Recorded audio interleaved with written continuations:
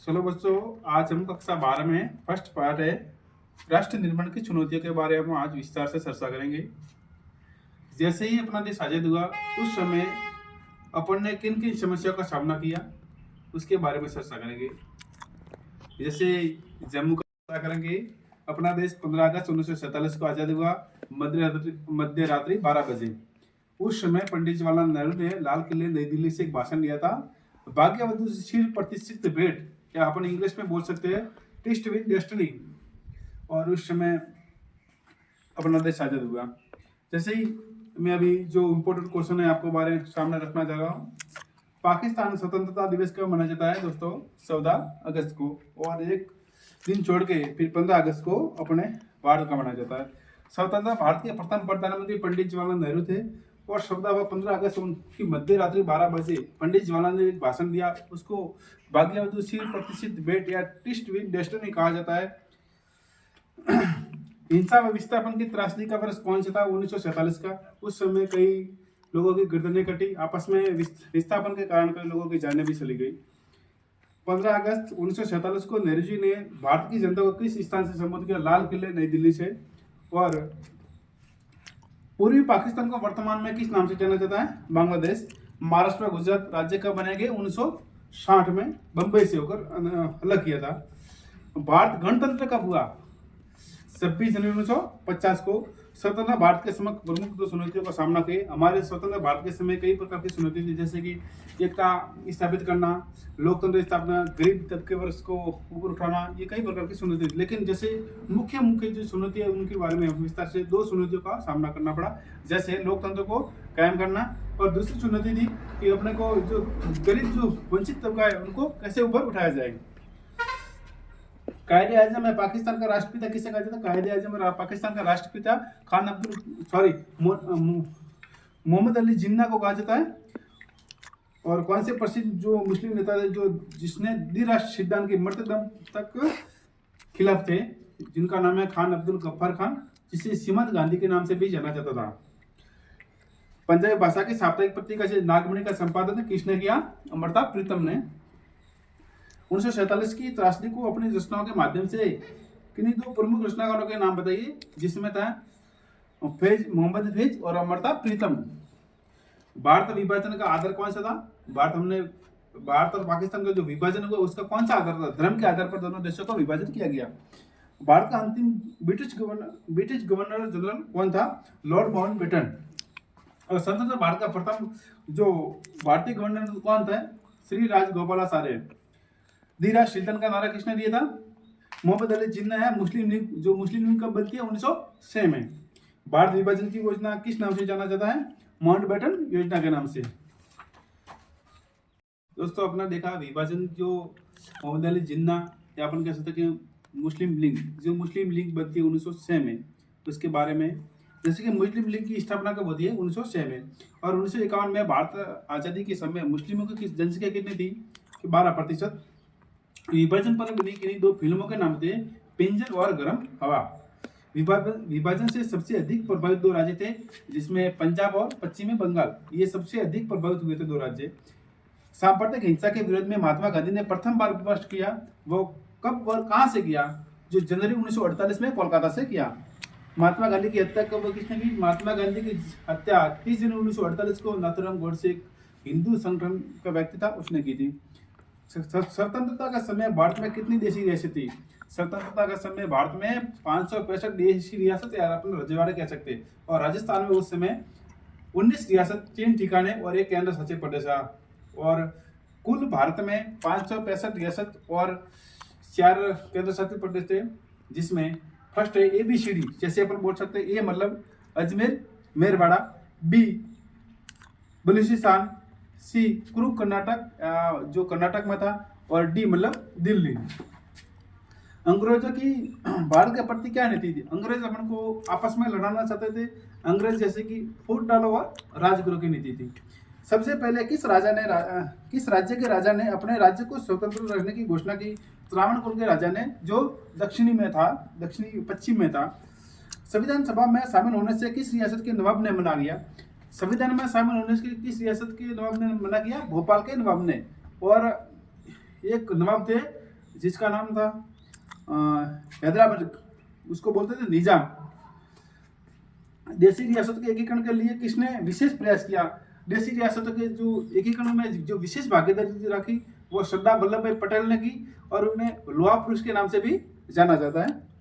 रजवाड़ों के शासक भारतीय संघ में शामिल होने के लिए एक सहमति पत्र पर हस्ताक्षर करते थे, उन्हें क्या कहा जाता है? इंस्ट्रूमेंट ऑफ इरेक्शन, जिसे बोलते हैं सहमति पत्र। हम भारत में शामिल होना चाहते थे, अंग्रेजों ने ये भारत से जाते समय अपन को कहा, राजाओं को ये कहा, ऐसे बोला था कि आप या तो स्वतंत्र रह सकते हो, या भारत में या पाकिस्तान में अपन मिल सकते हैं। ऐसी 4 रियासतों के नाम बताए जो एकीकरण भारतीय संघ में कठिनाई से सामना करना पड़ा, जिसमें हैदराबाद है, जूनागढ़ है, जम्मू कश्मीर है और मणिपुर। हैदराबाद रियासत के शासक को क्या कहा जाता है? निजाम। हैदराबाद का निजाम आंदोलनकारी किसानों के खिलाफ अर्धसैनिक बलों का प्रयोग करता है, उसे किस नाम से जाना जाता? रजाकार, रजाकार के नाम से। विलय फिर भारत में किस प्रकार हुआ? सैनिक हस्तक्षेप के कारण हुआ, और जो लोहा पुरुष सरदार वल्लभ भाई पटेल की वजह से हुआ। फिर जो मणिपुर के शासक थे जिन्हें सहमति पर हस्ताक्षर किए, उन शासक का नाम क्या है? महाराजा भोज चंद्र सिंह। भारत का अब कौन सा प्रांत है जहाँ सर्वप्रथम सार्वभौमिक वैश्विक मताधिकार का सिद्धांत अपनाकर सुना हुए थे? सर्वप्रथम मणिपुर का जो राज्य। कांग्रेस ने किस अधिवेशन में भाषा के आधार पर राज्यों के पुनर्गठन की बात की?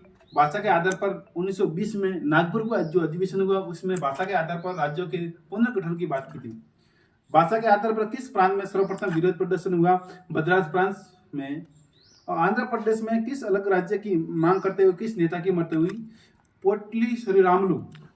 भाषा के आधार पर सर्वप्रथम किस राज्य का निर्माण हुआ? आंध्र प्रदेश। आंध्र प्रदेश का निर्माण कब होता है? 1952 में। आंध्र प्रदेश के निर्माण के लिए प्रधानमंत्री ने घोषणा कब की? दिसंबर 1952 में। राज्य पुनर्गठन आयोग कब बना? आयोग क्यों बना? 53 में। राज्य पुनर्गठन अधिनियम बना 1956 में। भारत में वर्तमान में कितने राज्य और केंद्र शासित प्रदेश है? उस समय की बात है जो अपने किताब में दिया हुआ, उसमें 28 राज्य और 8 केंद्र शासित प्रदेश थे। 2 जून 2014 को आंध्र प्रदेश से कौन सा राज्य अलग हुआ जो नवीनतम है, और जो वो है तेलंगाना। वर्ष 2000 में कौन से 3 राज्य बनाए गए, जिसमें छत्तीसगढ़, झारखंड और उत्तराखंड। छत्तीसगढ़ बना मध्य प्रदेश से, उत्तराखंड उत्तर प्रदेश, उत्तराखंड, और झारखंड बना बिहार से। मिजोरम और अरुणाचल कब बने? 1987 में, 1987 में। 1972 में असम से कौन कौन से राज्य अलग किए गए? इसमें असम है, मेघालय, मणिपुर और त्रिपुरा। 1972 में असम से कौन कौन से राज्य बनेंगे? त्रिपुरा, मेघालय और मणिपुर। नागालैंड राज्य का कब निर्माण होता है? 1963 में। और 1967 में पंजाब से कौन कौन से राज्य बने गए? जिसमें पंजाब, हरियाणा और हिमाचल प्रदेश। राज्य पुनर्गठन आयोग ने 1956 में कितने राज्यों और केंद्र शासित प्रदेशों को बनाए गए? राज्य पुनर्गठन आयोग ने 1956 में 14 राज्य और केंद्र शासित प्रदेश बनाए थे। ओके। फिर स्वतंत्रता के बाद राज्य पुनर्गठन आयोग की सिफारिशों को समझाते हुए राज्यों को पुनर्गठन समझिए और उनकी सिफारिशों का आलोचनात्मक वर्णन कीजिए। तो उसमें राज्य पुनर्गठन आयोग भाषा के आधार पर राज्यों के पुनर्गठन की मांग को जोर पकड़ने पर केंद्र सरकार ने 1953 में एक राज्य पुनर्गठन आयोग का नाम का आयोग गठन किया, जिसमें राज्य पुनर्गठन आयोग की सिफारिश थी कि इसमें 14 राज्य और 6 केंद्र शासित प्रदेश बनाए जाएंगे भाषा के आधार पर। फिर एक लोकतांत्रिक कदम उठाया कि भाषा के आधार पर नए राज्यों का गठन करना एक लोकतांत्रिक कदम के रूप में देखा जाएगा।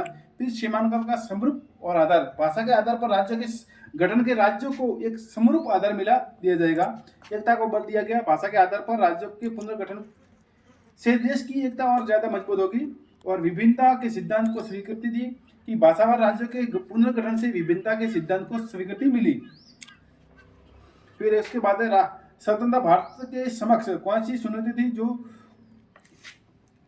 कौन सी समस्या जो उनका कठिनाई से हमने सामना किया और सरदार वल्लभ भाई का मुख्य योगदान था।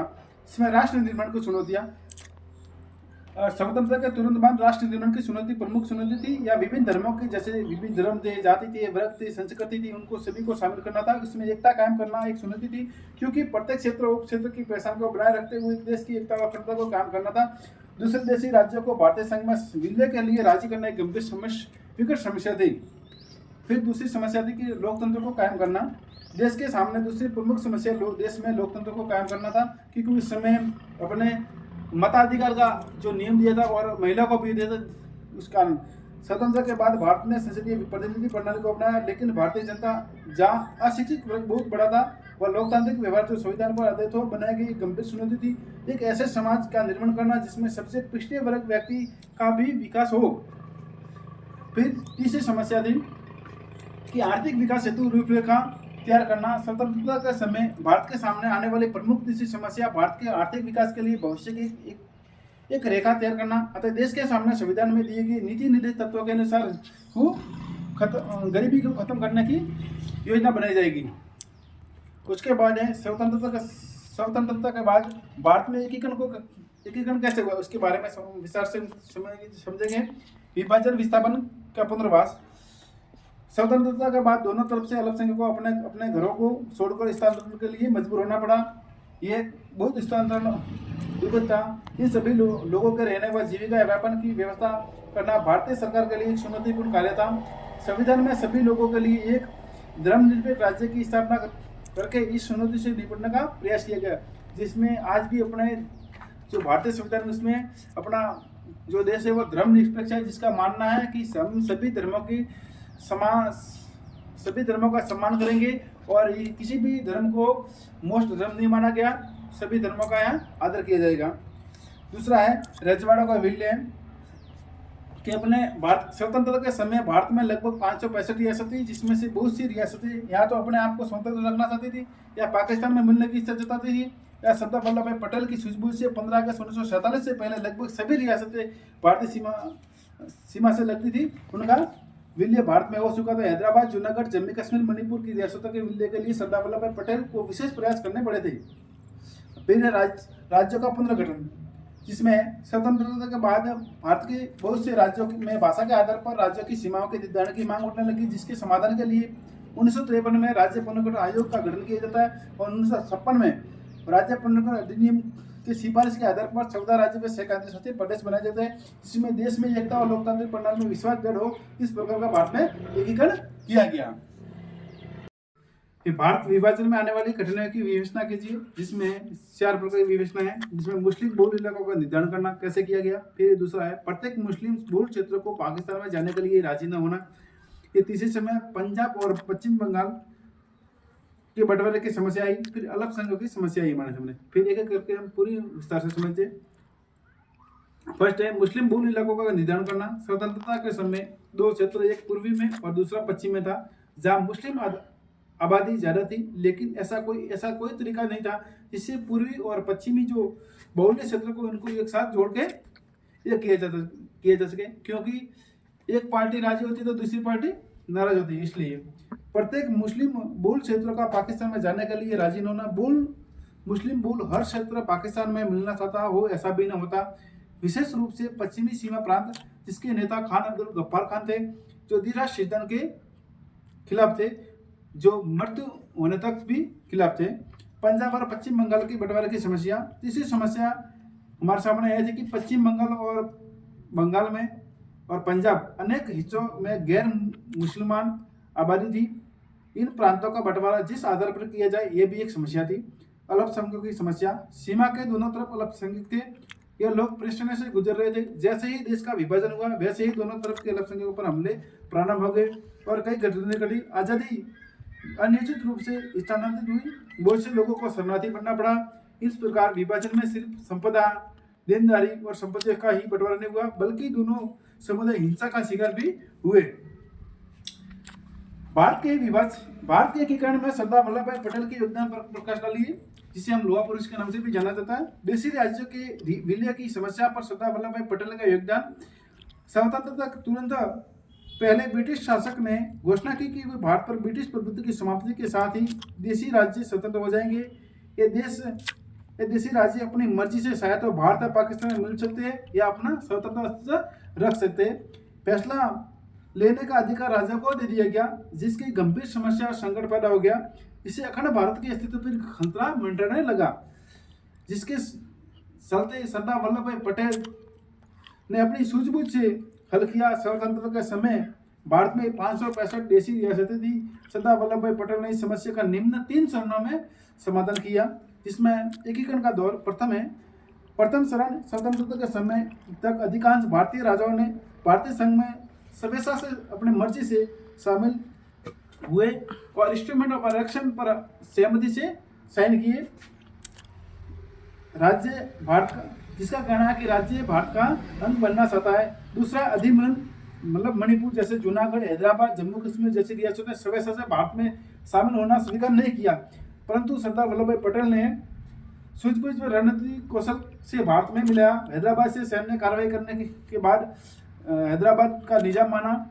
उसी प्रकार कश्मीर के राजा हरि सिंह समय पाक ने आक्रमण कर दिया, जिससे भारत ने सैनिक सहायता दी और राजा ने भारत के विलय पत्र हस्ताक्षर कर दिए, जो आज भी मणिपुर की समस्या जम्मू कश्मीर की समस्या हमारे सामने रही। फिर मणिपुर के भारत संघ में विलय के लिए उत्तरदायी घटनाओं का वर्णन कीजिए। थर्ड है, मणिपुर के भारत संघ में विलय के लिए आज़ादी के सन रोज पहले मणिपुर के महाराजा बोध चंद्र सिंह जी भारत सरकार के साथ भारतीय संघ में अपनी रियासत के विलय के लिए सहमति पत्र पर हस्ताक्षर किए। इसकी एवज में उन्हें आश्वासन दिया गया कि मणिपुर की आंतरिक सुरक्षा हम कायम रखेंगे। जनमत के दबाव में महाराजा ने 1948 की जून में चुनाव कराए और चुनाव के फलस्वरूप मणिपुर की रियासत में संवैधानिक राजतंत्र कायम कर दिया। मणिपुर भारत का पहला राज्य था जहाँ सार्वभौमिक वयस्क मताधिकार का चुनाव करवाए गए। मणिपुर की विधानसभा भारत में विलय के सवाल पर गहरे मतभेद थे। मणिपुर की कांग्रेस चाहती थी कि ये जो रियासत है वो भारत में मिल जाए, जबकि दूसरी राजनीतिक पार्टी इसके खिलाफ थी। मणिपुर की निर्वाचित विधानसभा से परामर्श किए बगैर भारत सरकार ने महाराजा पर दबाव डाला, जिससे वे भारतीय संघ में शामिल होने के समझौते पर हस्ताक्षर कर दिए। भारत सरकार को इसमें सफलता मिली, लेकिन आज भी इस कदम को लेकर लोगों में नाराजगी और क्रोध का भाव पैदा है और इसका असर आज तक देखा जाता है। नमस्ते दोस्तों। चलो बच्चों, आज हम कक्षा 12 में फर्स्ट पार्ट है राष्ट्र निर्माण की चुनौतियों के बारे में आज विस्तार से चर्चा करेंगे। जैसे ही अपना देश आजाद हुआ उस समय अपन ने किन किन समस्याओं का सामना किया उसके बारे में चर्चा करेंगे। जैसे जम्मू का करेंगे। अपना देश 15 अगस्त 1947 को आजाद हुआ मध्य रात्रि 12 बजे। उस समय पंडित जवाहरलाल नेहरू ने लाल किले नई दिल्ली से एक भाषण दिया था। भाग्यवशील प्रतिष्ठित भेंट, या अपन इंग्लिश में बोल सकते हैं ट्विस्ट विद डेस्टिनी। और उस समय अपना देश आजाद हुआ। जैसे ही मैं अभी जो इम्पोर्टेंट क्वेश्चन है आपको बारे सामने रखना चाह रहा हूँ। पाकिस्तान स्वतंत्रता दिवस कब मनाया जाता है दोस्तों? 14 अगस्त को, और एक दिन छोड़ के फिर 15 अगस्त को अपने भारत का मनाया जाता है। स्वतंत्र भारत के प्रथम प्रधानमंत्री पंडित जवाहरलाल नेहरू थे और 15 अगस्त उनकी मध्य रात्रि 12 बजे पंडित जवाहरलाल ने एक भाषण दिया। उसको भाग्यवशील प्रतिष्ठित भेंट या ट्विस्ट विद डेस्टिनी कहा जाता है। हिंसा व विस्थापन की त्रासदी का वर्ष कौन सा था? 1947 का। उस समय कई लोगों की गर्दनें कटी, आपस में विस्थापन के कारण कई लोगों की जानें भी चली गई। 15 अगस्त 1947 को नेहरू जी ने भारत की जनता को किस स्थान से संबोधित किया? लाल किले नई दिल्ली से। और पूर्वी पाकिस्तान को वर्तमान में किस नाम से जाना जाता है? बांग्लादेश। महाराष्ट्र और गुजरात राज्य कब बनाए गए? 1960 में बंबई से होकर अलग किया था। भारत गणतंत्र कब हुआ? 26 जनवरी 1950 को। स्वतंत्र भारत के समक्ष प्रमुख दो चुनौतियों का सामना किए। हमारे स्वतंत्र भारत के समय कई प्रकार की चुनौती थी, जैसे कि एकता स्थापित करना, लोकतंत्र स्थापना, गरीब तबके वर्ग को ऊपर उठाना, ये कई प्रकार की चुनौती थी। लेकिन जैसे मुख्य जो चुनौती है उनके बारे में विस्तार से 2 चुनौतियों का सामना करना पड़ा। जैसे लोकतंत्र को कायम करना, और दूसरी चुनौती थी कि अपने को जो गरीब जो वंचित तबका है उनको कैसे ऊपर उठाया जाए। कायदे आजम है पाकिस्तान का राष्ट्रपिता किसे कहा जाता है? कायदे आजम पाकिस्तान का राष्ट्रपिता मोहम्मद अली जिन्ना को कहा जाता है। और कौन से प्रसिद्ध जो मुस्लिम नेता थे जो जिसने द्विराष्ट्र सिद्धांत के मृत्युदम तक खिलाफ थे, जिनका नाम है खान अब्दुल गफ्फार खान, जिसे सीमंत गांधी के नाम से भी जाना जाता था। पंजाबी भाषा की साप्ताहिक पत्रिका से नागमणि का संपादन किसने किया? अमृता प्रीतम ने। 1947 की त्रासदी को अपनी रचनाओं के माध्यम से किन्हीं दो प्रमुख रचनाकारों के नाम बताइए, जिसमें था फैज मोहम्मद फैज और अमृता प्रीतम। भारत विभाजन का आधार कौन सा था? भारत और पाकिस्तान का जो विभाजन हुआ उसका कौन सा आधार था? धर्म के आधार पर दोनों देशों का विभाजन किया गया। भारत का अंतिम ब्रिटिश गवर्नर जनरल कौन था? Lord Mountbatten. और स्वतंत्र भारत का प्रथम जो भारतीय गवर्नर कौन था? श्री राजगोपालाचारी। धीराज शीतन का नारा किसने दिया था? मोहम्मद अली जिन्ना है। मुस्लिम लीग कब बनती है? 1906 में। भारत विभाजन की योजना किस नाम से जाना जाता है? माउंटबेटन योजना के नाम से। दोस्तों अपना देखा विभाजन जो मोहम्मद अली जिन्ना या अपन कह सकते कि मुस्लिम लीग बनती है 1906 में, उसके बारे में। जैसे कि मुस्लिम लीग की स्थापना कब होती है? 1906 में। और 1951 में भारत आज़ादी के समय मुस्लिमों की जनसंख्या कितनी थी? 12%। विभाजन पर बनी किन्हीं दो फिल्मों के नाम थे? पिंजर और गरम हवा। विभाजन से सबसे अधिक प्रभावित दो राज्य थे, जिसमें पंजाब और पश्चिमी बंगाल, ये सबसे अधिक प्रभावित हुए थे दो राज्य। सांप्रदायिक हिंसा के विरोध में महात्मा गांधी ने प्रथम बार विमर्श किया, वो कब और कहां से किया? जो जनवरी 1948 में कोलकाता से किया। महात्मा गांधी की हत्या कब किसने की? महात्मा गांधी की हत्या 30 जनवरी 1948 को नाथूराम गोडसे, एक हिंदू संगठन का व्यक्ति था, उसने की थी। स्वतंत्रता का समय भारत में कितनी देशी रियासत थी? स्वतंत्रता का समय भारत में 565 देशी रियासत या अपन रजवाड़े कह सकते हैं। और राजस्थान में उस समय 19 रियासत, 3 ठिकाने और 1 केंद्र शासित प्रदेश था।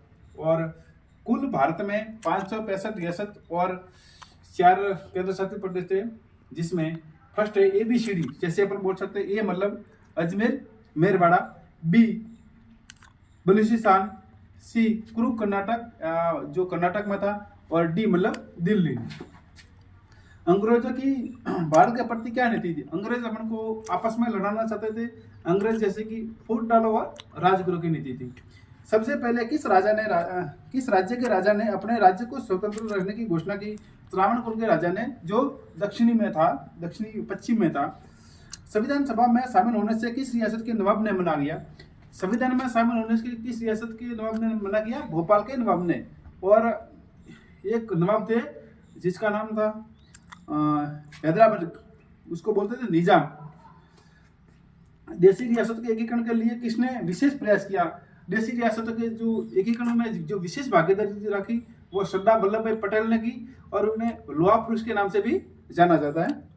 रजवाड़ों के शासक भारतीय संघ में शामिल होने के लिए एक सहमति पत्र पर हस्ताक्षर करते थे, उन्हें क्या कहा जाता है? इंस्ट्रूमेंट ऑफ इरेक्शन, जिसे बोलते थे सहमति पत्र। हम भारत में शामिल होना चाहते थे। अंग्रेजों ने ये बाहर से जाते समय अपन को कहा, राजाओं को एक ऐसे बोला था कि आप या तो स्वतंत्र रह सकते हो, या भारत में या पाकिस्तान में अपन मिल सकते हैं।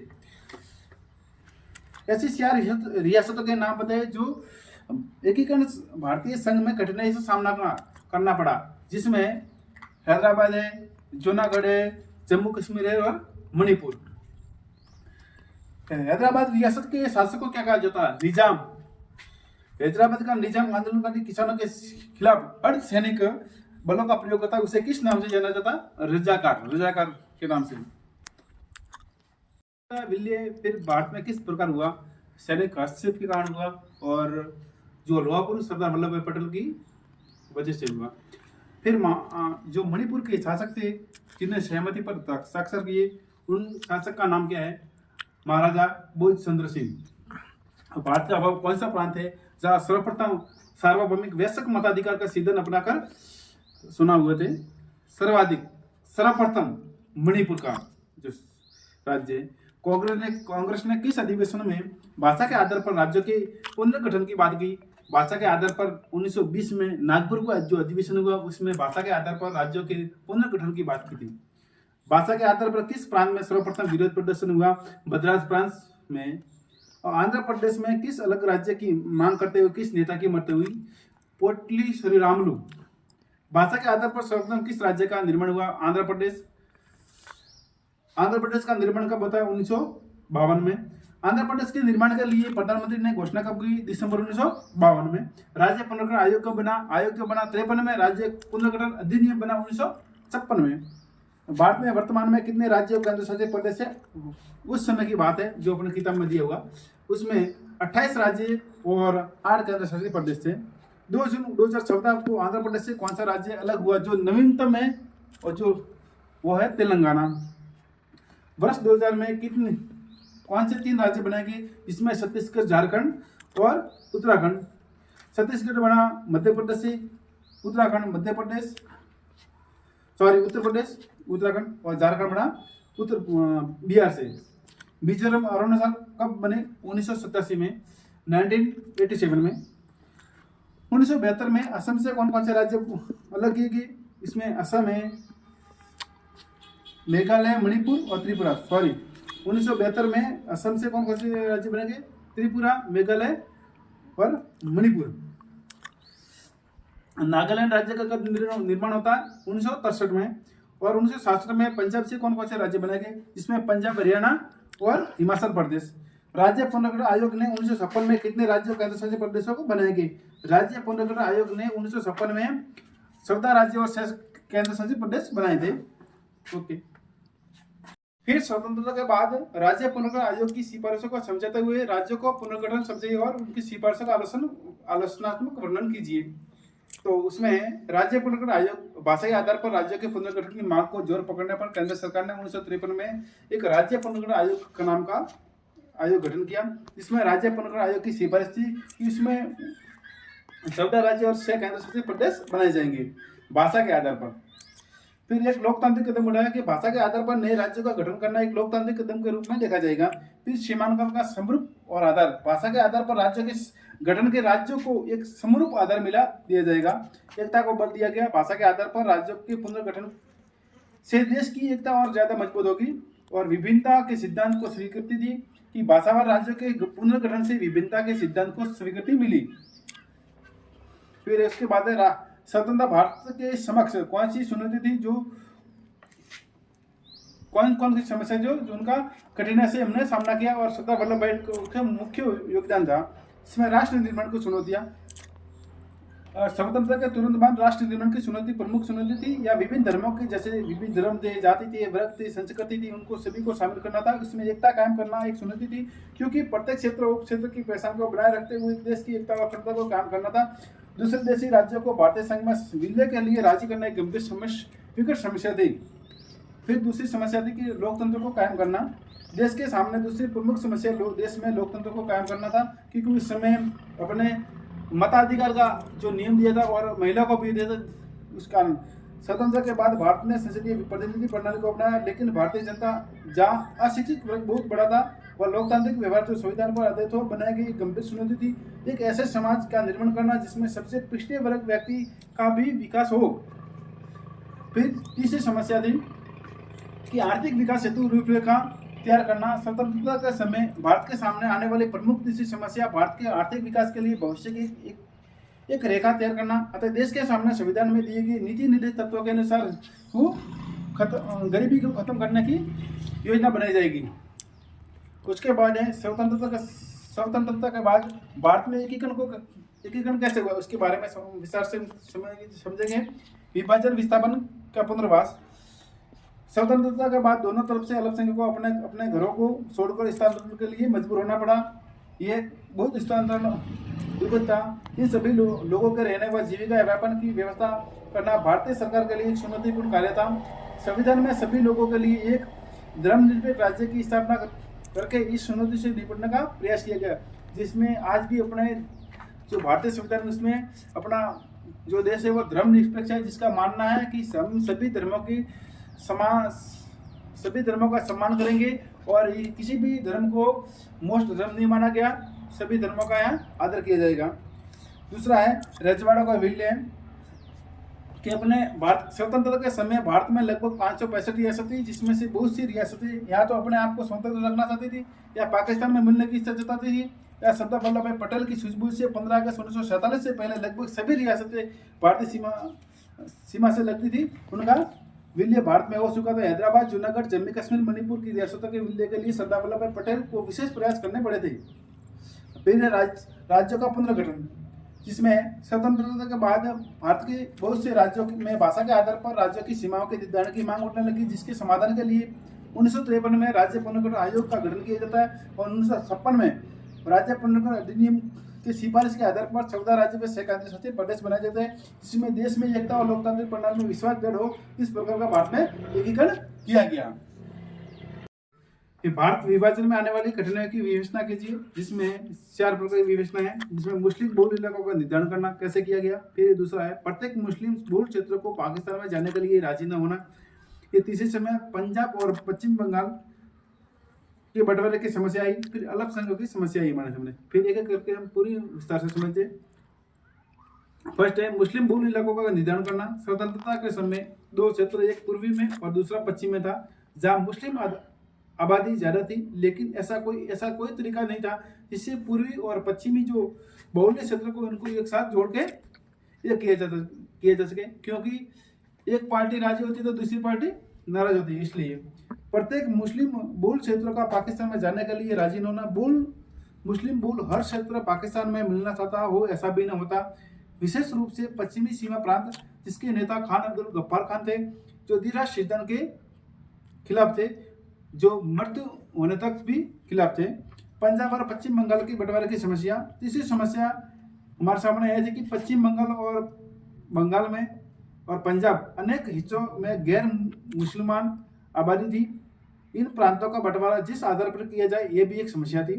अल्पसंख्यकों की समस्या। सीमा के दोनों तरफ अल्पसंख्यक थे। यह लोग परेशानी से गुजर रहे थे। जैसे ही देश का विभाजन हुआ, वैसे ही दोनों तरफ के अल्पसंख्यकों पर हमले प्रारंभ हो गए और कई घटनाएं घटी। आज़ादी अनिश्चित रूप से स्थानांतरित हुई। बहुत से लोगों को शरणार्थी बनना पड़ा।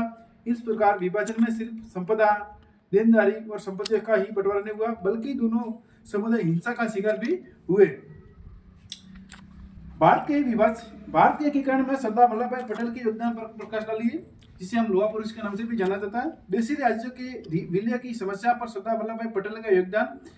स्वतंत्रता के तुरंत पहले ब्रिटिश शासक ने घोषणा की कि वे भारत पर ब्रिटिश प्रभुत्व की समाप्ति के साथ ही देशी राज्य स्वतंत्र हो जाएंगे। ये देशी राज्य अपनी मर्जी से शायद तो भारत और पाकिस्तान में मिल सकते हैं या अपना स्वतंत्र अस्तित्व रख सकते हैं। फैसला लेने का अधिकार राजा को दे दिया गया, जिसकी गंभीर समस्या और संकट पैदा हो गया।